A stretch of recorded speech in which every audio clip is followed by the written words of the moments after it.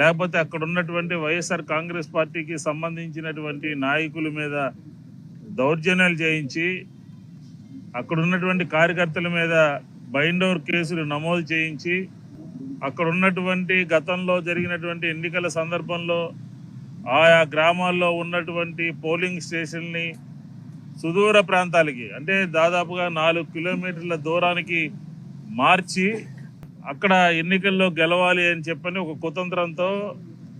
ఒక దుష్ట పన్నాగంతో తెలుగుదేశం ప్రభుత్వం వ్యవహరిస్తూ ఉంది. ఇప్పటికే పోలీసులు ఆ పులివెందులలో ఏకపక్షంగా అన్యాయంగా అక్రమంగా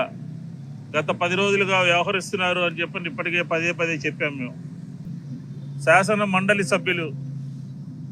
ఆ ప్రాంతం నుంచి బడుగు బలహీన వర్గాల సంబంధించి ప్రాతినిధ్యం వహిస్తూ శాసన మండలికి వచ్చినటువంటి రమేష్ యాదవ్ గారి మీద, వైఎస్ఆర్ కాంగ్రెస్ పార్టీకి సంబంధించినటువంటి రామలింగారెడ్డి గారి మీద, అలాగే 5వ తారీఖు కూడా ఆ ప్రాంతంలో ఉన్నటువంటి చంటి కొంతమంది మిత్రుల మీద ఒక పెళ్లికి వెళ్ళినటువంటి సందర్భంలో దాడులు చేయడం అంటే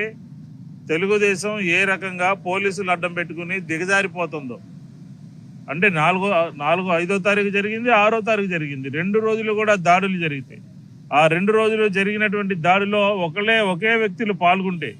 బహిరంగంగా ఆయుధాలు తీసుకుని, రాడ్లు తీసుకుని, కర్రలు తీసుకుని పులివెందుల్లో వీర విహారం చేస్తూ ఉంటే, రౌడీజం పెచ్చిరిల్లిపోతూ ఉంటే, ప్రశాంతమైనటువంటి వాతావరణంలో